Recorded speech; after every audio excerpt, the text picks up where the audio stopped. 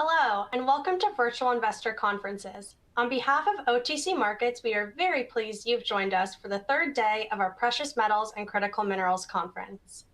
The next presentation of the day is from Ionic Rare Earths. Please note you may submit questions for the presenter in the box to the left of the slides. You can also view a company's availability for one-on-one meetings by clicking Book a Meeting.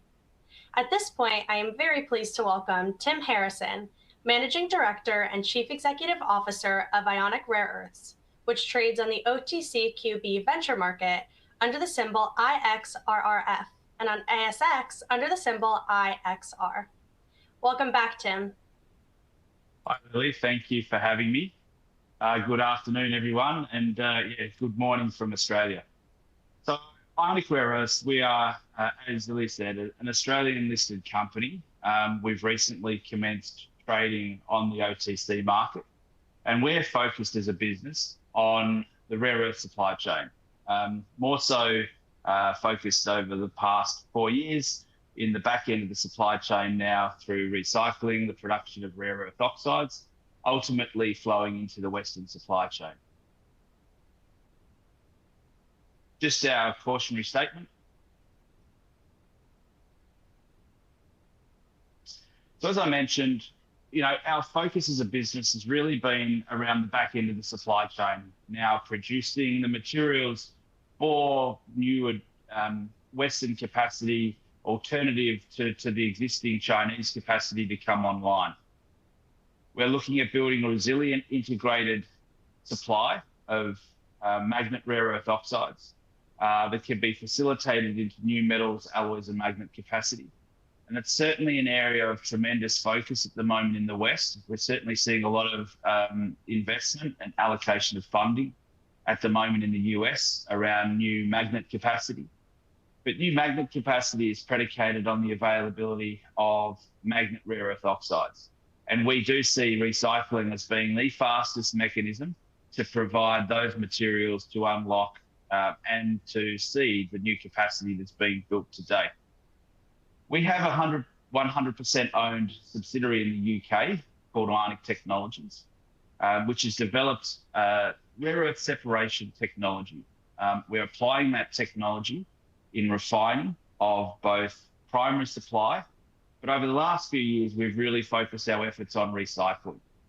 And the recycling enables us to provide material domestically within the Western countries, sovereign capacity, traceable materials, secure supply for separated neodymium and praseodymium oxides, dysprosium oxides, and terbium oxides. And in addition to that, we're also looking at producing some other heavy rare earth oxides, which are becoming increasingly more important on the back of export restrictions that were put in place last year. As I mentioned, we do see recycling as the fastest mechanism to bring new supply to the West. And with the technology that we're developing in the UK, we're now charting the path to hyperscale the technology, whereby we're looking at replicating what we're doing in Belfast now in the US. We have an MOU signed with a partner in Missouri, and we're also evaluating a number of other opportunities in the US. And in addition to that, we're in discussions with groups across the European market, the Asian market, and we also have a joint venture that we're developing down in Brazil called Viridian, which will look at the ability to take our technology on rare earth separation, apply that to primary supply, but initially to recycling. And finally, to round out our offering, we have a heavy rare earth deposit in Uganda, which is a development-ready asset. We are mine permitted, environmental permits. We've completed a feasibility study back in 2023, and we're now in discussions with a range of strategic partners looking at facilitating the funding, financing to develop the project for the material to flow into the US supply chain. Certainly last week, or over the last fortnight, we've seen a lot of focus around public statements in the US on Western supply chains. One of the new initiatives, or rebadged initiative, is FORGE, which is a Forum of Resource Geostrategic Engagement. And it's important to understand this was previously called the Mineral Security Partnership, so it's been around for a few years now. However, it's just been, it's gone through a rebadging. Importantly, Ionic now has two assets that sit within the Forge program and classified as strategically important projects under that Forge initiative. Our recycling technology with Ionic Technologies has recently been added to that initiative, and it joins Makuutu, which has been there now for a couple of years. So we've got two assets looking at the supply of heavy rare earths into the Western supply chain, and a mechanism whereby we're looking to facilitate initial supply into the West via recycling and the ability to produce multiple recycling plants, followed by ultimately the development of the Makuutu mine and refining capacity to produce separated rare earth oxides into the US and Western supply chains. So if we look at what we're doing as a business, our differentiating factors, we are a business that's focused on magnet and heavy rare earths. Now, the distinction here is that the heavy rare earths are the elements that China have obviously put the export restrictions on. But when we look at primary supply, i.e. the mines that are producing today, the bulk of those mines in the West are light rare earth assets, i.e. they produce a lot of lanthanum and cerium, which are very, very low grade, low value elements in excess supply. And maybe they produce around 20% of their basket as neodymium and praseodymium. When we look at Makuutu is about 71% magnet plus heavy rare earth. So if we look at the NdPr plus the heavy rare earth content, it's a very distinctive project, and it's very differentiated from the Mountain Pass and the Mount Weld supply chain that's providing a bulk volume of tonnage coming to the market today. So that's one of the big distinctions, and our supply chain is looking to have zero reliance on China. So we have established relationships across metals, alloys, and magnets.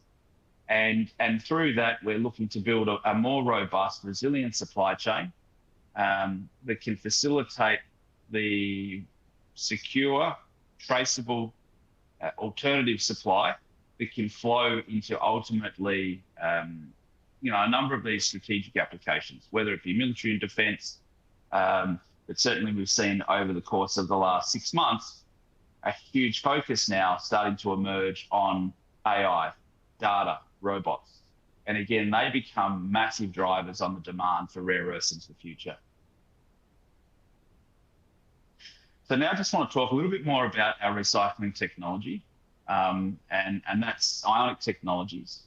And what we like to think of it is taking a previously used material and upcycling that. So taking it from an end-of-life material, typically, those magnets made in the past have now been superseded by new blends, new ratios of rare earths. And so we're trying to extract those high-value heavy rare earths out to be able to deploy that on new capacity, new generation magnets that will facilitate wind turbines, EVs, and a number of military and defence applications, for example, plus support the magnets that will go into the robots that are going to power a lot of the future industry. As a technology and as a business, we acquired this IP in late 2021, finalised the acquisition in early 2022, and we've worked through lab scale, pilot scale, demonstration scale, and we've completed a feasibility, and now we're securing the financing to build a commercial plant, which we're aiming to have up and operational by the end of next year. That plant is set to be, that first plant is set to be in Belfast, where we've recently secured a cornerstone commitment from the UK government for £12 million on an £85 million development. The technology that we're developing is hydrometallurgical separation of rare earths. So it's a bit different to a number of the other recyclers in the space. And the value add that we're producing is our products being separated, which can be redeployed for ultimately the magnets, the next generation of sintered magnets.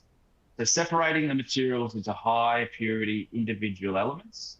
We've demonstrated neodymium and praseodymium, dysprosium and terbium. We're making material, we're selling material.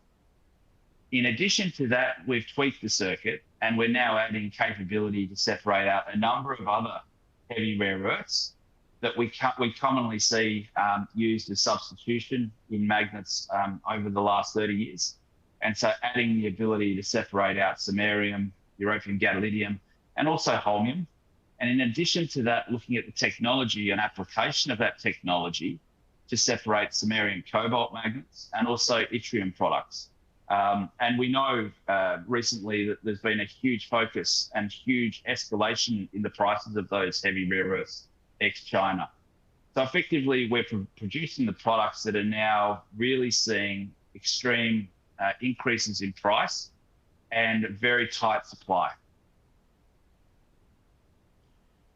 In the UK, we've developed a completely insulated closed loop supply chain, whereby we are recycling materials on behalf of a range of different partners.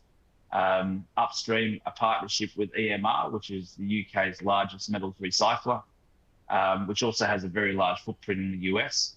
We're recycling material from them and then producing separated rare earth oxides, which go to Less Common Metals, our metal and alloy partner, who produce the materials that go to our magnet subcontractors, being Vacuum Schmelz and GKN Powder Metallurgy. Those magnets that they're producing then flow into 3 different partners that we're working with as part of this initiative: Ford, Bentley, and Wrightbus, to produce the magnets that are going into ultimately the EVs and a range of different other applications. And in addition to that, working on the overall life cycle analysis. Now, this is an initiative that's been sponsored by the UK government and is a part of a mechanism that we're using to validate our supply chain as part of our plans to commercialise our business in the UK. Looking at another way at the technology and where we've come from 2022 at lab scale all the way through now to plans to be commercial production by the end of next year, we've worked through a number of programs with great support from the UK government. We've worked closely with the Advanced Propulsion Centre, systematically working through a process to de-risk the technology. And we're currently sitting at a technology readiness level 8, moving to TRL 9, which is effectively commercialisation. So we are one of the most advanced, if not the most advanced recycler in the production of separated rare earth oxides globally outside of China, and now looking to facilitate that technological advantage, that time advantage, to hyperscale technology from the UK into the US market. The feasibility study we completed in Belfast had a capital development of £85 million and a payback of roughly 2.5 years when we look at numbers applied from November 2024. Fast forward 18 months and the world's now a very different place, where a lot of those pricing estimates that were used in that feasibility study have been exceeded. We're now seeing much, much larger and dramatic prices on dysprosium and terbium as the West scrambles to find this material in order to be able to make the magnets that it's projected to need over the next decade and beyond. And so we're seeing, the disconnect between China's prices and now what's happening in the West. If we look at dysprosium, we're looking at almost 5 times the price of China's dysprosium if we look compared to a Western dysprosium. And on the terbium oxide, it's approximately 4 times. So there is a massive disconnect between the markets simply because the West needs dysprosium and terbium, and there's very, very little production of that outside of China. Based upon the EBITDA of the project, which roughly generates circa 90 million per annum, as I mentioned before, a payback of around about 2.5 years. And this is based on a 20-year life of operation. What we know about recycling is that it's very different to a mining business. A mining business is based on a reserve that depletes over time. Recycling is the inverse. That reserve increases exponentially. And so we see the opportunity to roll out a number of these recycling plants across key markets, especially the US. And if we look to a number of the discussions that we have going on right now, our MOU and our partnership that we're working with US Strategic Metals in Missouri is a key pillar of that growth. But in addition to that, we're starting, and we've been doing a lot of other discussions with different opportunities, partners in the supply chain. And so we do see the opportunity now to move with a number of recycling plants in the US over a very short period of time. Recently, we have secured the offer in principle of £12 million from the UK government via the Automation Transformation Fund administered by the Advanced Propulsion Centre. And if we go back to a couple of slides, the APC, the Advanced Propulsion Centre, has been a very strong supporter of the technology we've been developing and the materials going into ultimately a supply chain and an a production base and a revenue centre for the UK that is significant. The UK has approximately 1 million people employed in the auto sector. And a lot of those jobs are transitioning away from internal combustion engines to e-drives. The production of e-drives is predicated on magnets. And so the UK has been very focused on supporting the development of this opportunity. We see the same opportunity emerging now in the US, the same opportunity emerging in Europe as governments and industry moves away from internal combustion engines towards electric vehicles and e-drives. There is simply a requirement for these magnets to be able to produce the motors that are competitive with those Chinese EVs.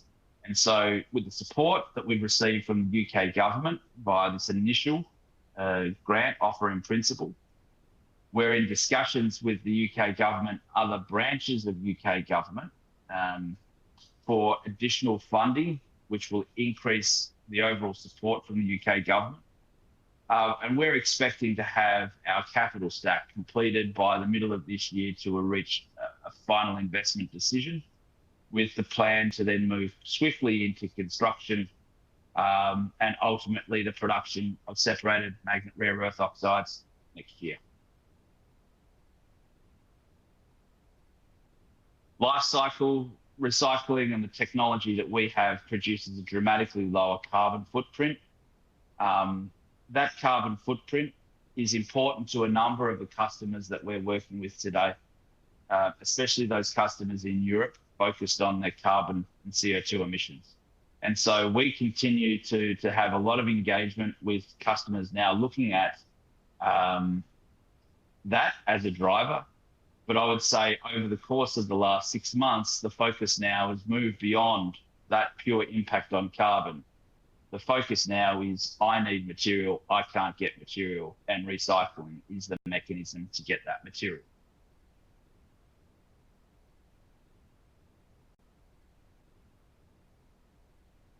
Our strategic location in Belfast. Belfast is the epicenter of the rollout of offshore wind and has been for a number of years now.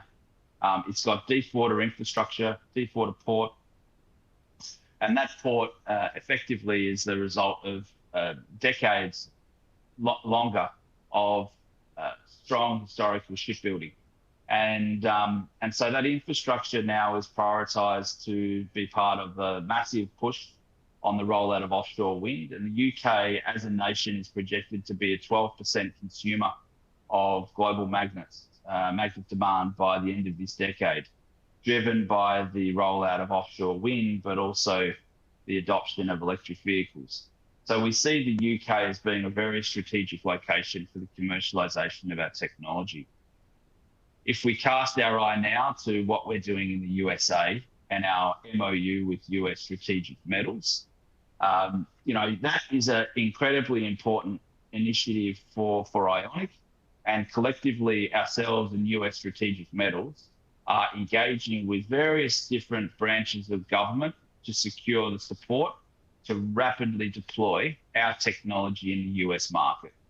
The US Strategic Metals site in Missouri is an 1,800-acre site that's fully permitted, that has infrastructure and buildings that we can move swiftly to deploy the technology.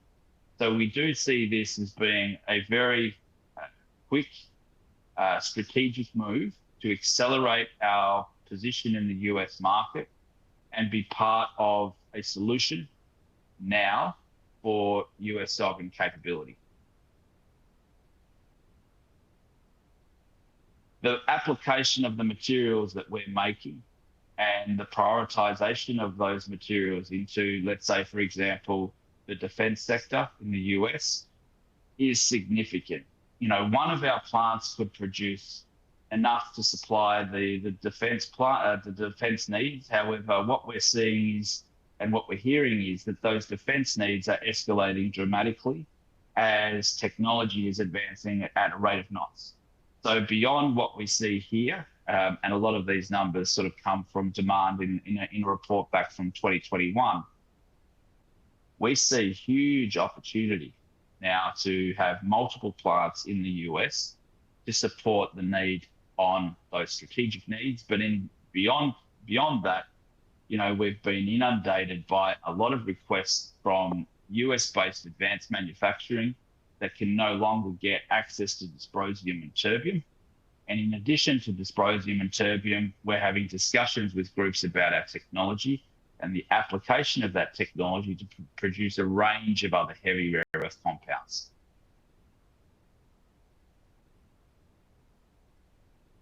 Next, I want to talk about our Brazilian joint venture, Viridian, which we see as a huge opportunity for the company, whereby we're looking to develop a refinery and magnet recycling to separate mixed rare earth carbonate from the Colossus project, which is Viridis's Colossus project, but ultimately then to be able to deploy the technology and to look at building US refining capacity as well. Back last year, middle of last year, through Viridian, we sourced magnets out of Brazil and then recycled them at Ionic Technologies facility in Belfast, and then delivered that material back to Brazil. And this is part of an effort there with partners that we've established on building a magnet supply chain in the Brazilian market. We see this as being hugely accretive for the business long term, as Brazil has very large resources and the potential to support a growing industry in decades to come.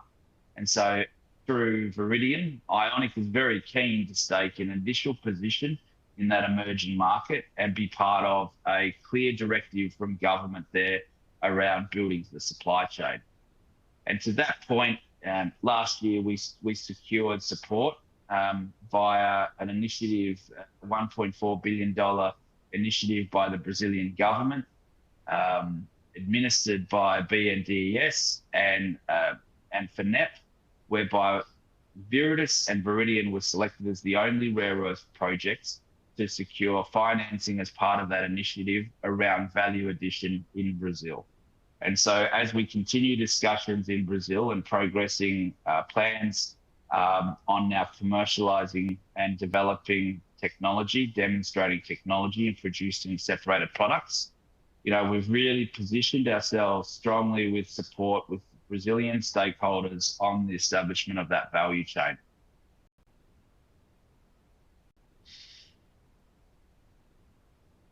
Finally, just sticking with Viridian, in September, we received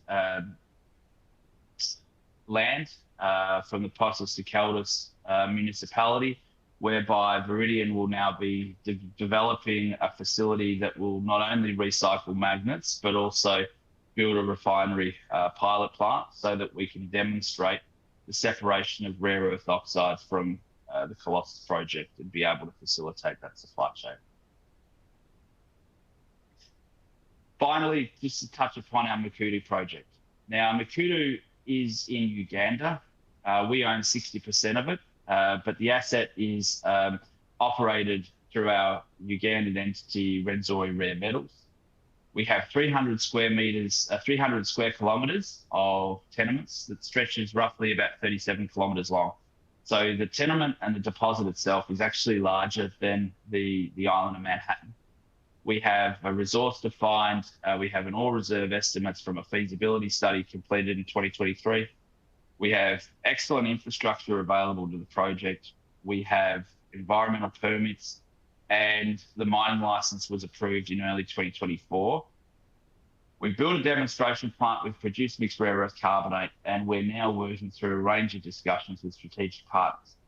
But what differentiates Makuutu from other projects in the rare earth space is the the proportion of heavy rare earths in our basket. I mentioned earlier 71% magnet rare earths plus heavy rare earths. If we look at the NdPr, it's about 26%, which is considerable compared to a raft of other light rare earth projects that are in development or in operation today. But what highlights the strategic appeal of Makuutu is the presence of heavy rare earths. And if we're looking from samarium around to yttrium, it's about 45% of our basket as heavy rare earths, with 26%, over 26% being yttrium. And the case in point, what we've seen over the course of 2025 with the export restrictions from April through to the end of last year, yttrium started 2025 with a price of around about $5 a kilo. By the time we got to the end of 2025, if you had yttrium, you could sell it for $1,000 a kilo in the US market and the Western market. Such is the appetite for a raft. And yttrium is just one of the examples on the heavy rare earths. We talked about the escalation in the prices for dysprosium and terbium, but there is a range of other heavy rare earths that are now in such strategic and tight supply that the escalation in prices is very dramatic and highlights the insatiable need from Western advanced manufacturing to get access to this material. Feasibility study from Makuutu from 2023 had a capital development of 120.8 million. So if we assume for escalation, we expect a development of 150 million to develop the project today, and a payback. So that was a few years in order to pay back the project. It generates an appreciable NPV, but an increasingly strategic value for that asset. Finally, just our corporate snapshot. As of middle of this week, trading at about 48 Aussie cents, market cap of 108 million Australian, and 225 million shares on issue. We consolidated capital at the end of last year and finalised that earlier this year. And so we're now positioning ourselves for significant growth into the Northern Hemisphere markets. And so as we finalise with the key takeaways, the validated technology platform, we've demonstrated the tech and we're now looking to scale. We've got positive sector momentum. I think it's undeniable the focus that's been brought to rare earths and the disconnect that's now emerging between Western demand and Chinese capacity and Chinese export restrictions. A compelling economic profile demonstrated in Belfast with the ability to replicate that and improve that in a number of Western geographies. We've established strategic partnerships on the supply chain. We've got key partners and a range across the supply chain, metals, alloys, magnets, and customers. We've got a clear growth roadmap where we're looking to firstly develop what we're doing in Belfast, but now rapidly deploying the technology in other target markets. And we're building out our board and management team. We've recently added a couple of strategic advisors, and the business will continue to add resources as we look to expand our footprint in our target markets. And so with that, we can now move on to some questions, appreciating that quite a bit to go through. So first question I've got here now is, you now have or are planning touch points in the UK, US, Brazil, and Uganda.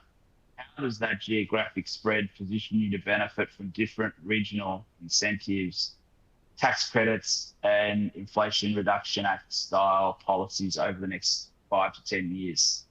I would say that our big focus, if we look at the UK, US, and Brazil, if we focus on the US, I think what we're seeing right now is the deployment of capital in a way that facilitates new capacity build out. Capital or financing being provided to de-risk the investment from public equity markets has been tremendous. And I think we're perfectly positioned to be able to capitalise on that with government support.